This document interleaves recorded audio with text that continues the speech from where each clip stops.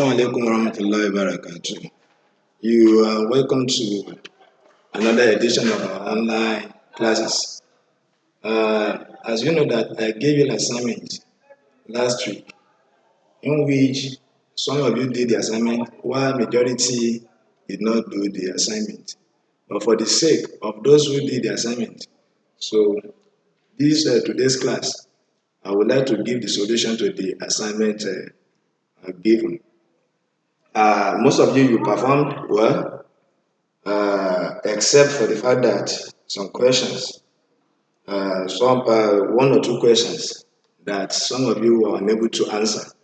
So I will use this medium to do justice to those aspects. Uh, don't forget, I gave you I think 5 questions. So let me quickly give you the solution to those 5 questions. So question one. Question 1 states that an object is horizontally dragged across the surface by a 100 newtons force acting to the surface. Find, find the amount of work done by the force in moving the object through a distance of 8 meters. An object is horizontally dragged across the surface by a 100 newtons force acting to the surface. Find the amount of work done by the force in moving the object through a distance of 8 meters. So this question is all about the explanation I made on work done, in which I said for work to be done, there must be the point of application of force, and that point of application of force must move a certain distance. So it's from this definition of work we are going to look for, or we have the expression to solve or to find the value of the work done. So we are looking at that question. We see that in that question, that is question one. Question one. What are we given in the question? We are given two main parameters there, and those two main parameters are force, which is 100 newtons, and the second parameter we are given is distance, which is what, 8 meters. Then the question is asking us to look for work done, which is our W.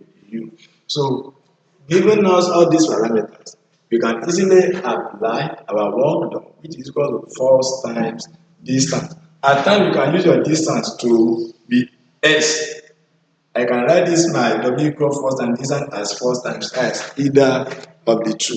So in this case, we just substitute. By the time we substitute, we find our W, which is what we're going to be 100 multiplied by 8. So our answer here is going to be 800 joules. So don't forget to include or to put the unit. The SI unit of work done is joules. So let's go to question 2. Question 2. So question 2 says that what is the equivalent value? I won't write the question because you already have the question with you.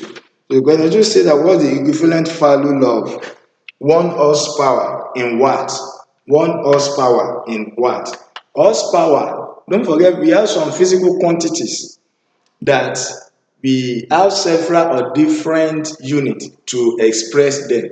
So one of these physical that has more than one unit to express them is power. So power has unit of watt, and it's also has unit of horsepower. Horsepower. So the horsepower is a kind of high magnitude or high unit or higher unit of power, higher unit of power. So 1 horsepower, 1 HP is equivalent to 746 watts.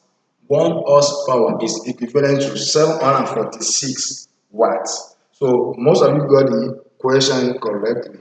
So let's go to question 3. Question 3. Let's go to question 3.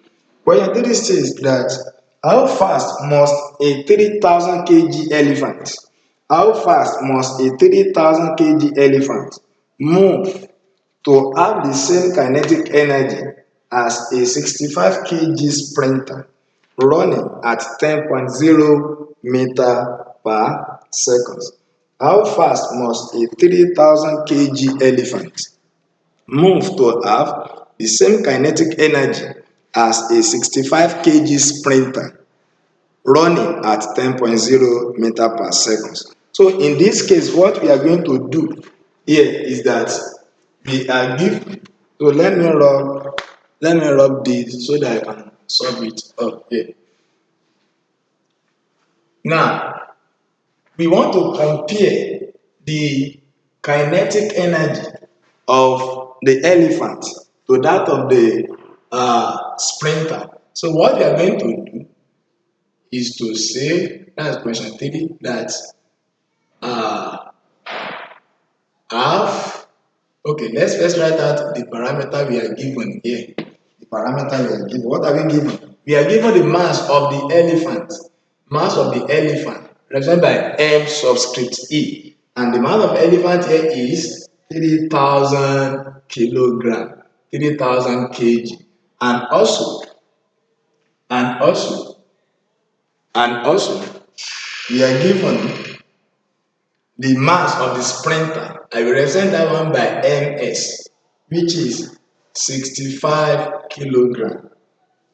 And the velocity of the sprinter is 10.0 meter per second. So I'm now looking for the velocity of the elephant. So velocity of the elephant is unknown. But how do we relate this? Based on the question, it means that for the elephant having a mass of 3,000 kilogram to run as fast as a sprinter having a mass of 65 kg with velocity of 10 meter per second. So in this case, we say the kinetic energy, therefore, kinetic energy of the elephant must equal to the kinetic energy of the sprinter. Kinetic energy of the elephant must equal to the kinetic energy of the sprinter. So in this case, our kinetic energy of the elephant will now be half mass of the elephant times velocity of the elephant squared equal half mass of the sprinter times velocity of the sprinter squared. In this case, these two half will cancel out. Then we input all the parameters we are given here. By the time we input all the parameters, so we have 3,000 multiplied by velocity of the elephant squared equal mass of the sprinter, which is 65. Please you make sure that the mass of the elephant and the mass of the sprinter are in the same SI unit, kilogram and kilogram. In the case where the mass of the elephant is in gram and the mass of the sprinter is in kg, so you make sure you convert that of a gram to kilogram. Now, in this case, he said 65 multiplied by the velocity of the sprinter, which is what? 10. And that is 10 squared. Making now velocity of this elephants, the solve formula, I have v squared equal 3,000 divided by 10 squared will give me 100. 100 times 65 will give me 6,500. So in this case, I will look for the square root of this answer. The square root of 3,000 over 6,500. So the velocity of the elephant here will give 1.47 meter per second. We give 1.47 meter per second. So that is that for question 3. So let's go to question 4. Question 4 states that boxing gloves are padded to lessen the force of a blow. Boxing gloves are padded to lessen the force of a blow. Calculate the force exerted by a boxing glove on an opponent's face if the glove and face compress 7.5 centimeter during a blow in which the 7.00 kg arm and glove are brought to rest from an initial speed of 10.0 meter per second. Boxing gloves are padded to lessen the force of a blow. Calculate the force exerted by a boxing glove on an opponent's face if the glove and face compress 7.50 centimeter during a blow in which the 7.00 kg arm and block are brought to rest from an initial speed of 10.0 meter per second. Now, we are looking at this question 4. So this question also talks about the energy transformation. The energy transformation as a result of the impact of a blow on a certain opponent's face. So the impact of the applied force on an opponent's face create a compression of 7.5 centimeter. It creates a compression. The impact of that force on an opponent's face create a compression of 7.5 centimeter. So in that case, the distance is that compression is same thing as that is the same thing as distance, in which I will have my compression x. I can also say is also equivalent to distance now equals 7.0 centimeter. But this one is centimeter, I will need to convert it to meter. So in this case, convert 7 centimeter to meter, then my x equal, you divide 7 by 100. So I will have 0.07 meter. 0.07 meter. 0.07 meter. And the arm, that is the mass of the arm, is given to be 7 kg. So we are given the mass of the arm. The mass of the arm is 7 kg.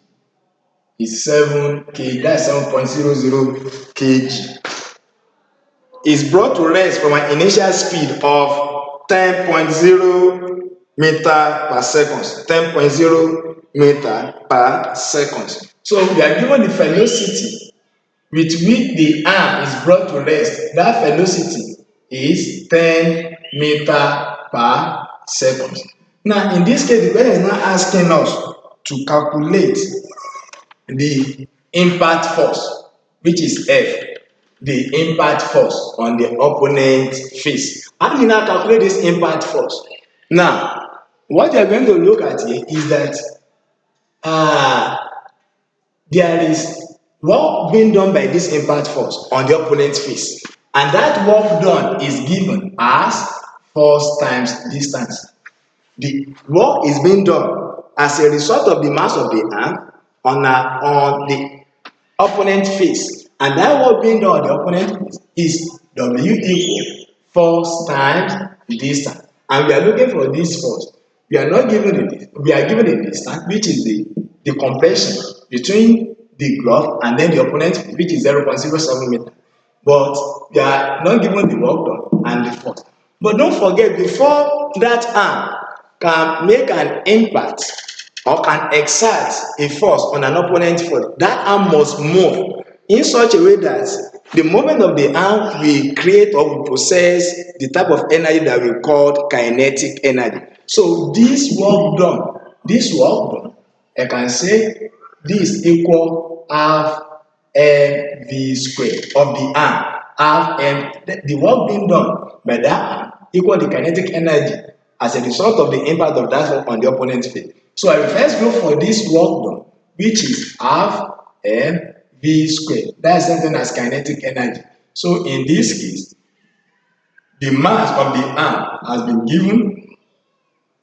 The mass is given to be 7, while the velocity is also given to be 10. Here, my work done by the arm is, I will square this, that is 350 joules. So the work done by the arm is 350 joules. So in this case, it's now easier for me now to calculate my force. So the force will now be work done over distance. So that is 350 divided by 0.07. So force is now 4.67 exponential 3 newtons.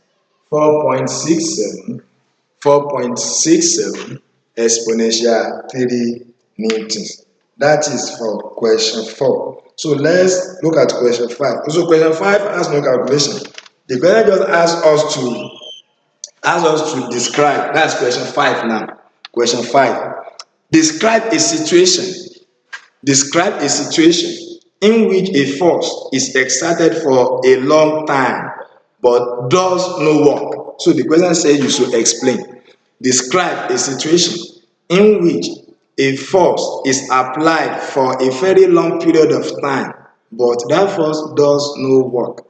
Now, the first explanation or the first scenario that I will give is that don't forget when I was explaining work or work done, I said for work to be done or for work to be performed, two things must happen. What are those two things? There must be application of force on a body, and that body must what? Must move a certain distance or it must cover a certain displacement. Those are the two things.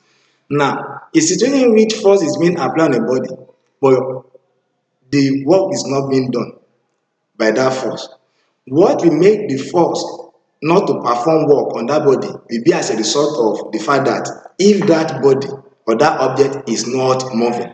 And let me give you one of these perfect scenario or example. For instance, you might have a very small kid of 2 years old, very small kid of 2 years old, pulling on a packed truck, a packed truck, say Dangote truck, and you expect these 2 years old boy to pull successfully that truck. Is that possible? No. Even though that boy will be pulling on that truck, the truck will never move. Force is being applied, but since that truck is not moving, so work is not being done. So that's first scenario. So the another example is that as I'm standing, as I'm standing, I place a heavy load on my head, heavy load on my head. I've been I've used a certain force in placing that heavy load on my head. But if I've not moved from my initial position to another position, I've not done any work. I've not done any work. Now, for work to be done by me, carrying that heavy load on me, and I move it from one point to another, that means work has been done. Or I'm trying to lift a heavy stone from the ground. We have a stone on the ground and want to lift it against the force of gravity, and I'm exerting my entire force on that stone, but that stone is I'm unable to lift it up. So even though I'm exerting force, but that stone I'm unable to lift it to cover a certain height up. So no work has been done. So you can still think of some other examples, some other scenarios. So here you come to the end of the solution to the assignment they gave you. Inshallah, hopefully I will still send you some other assignments. So look forward for the assignments. Thanks.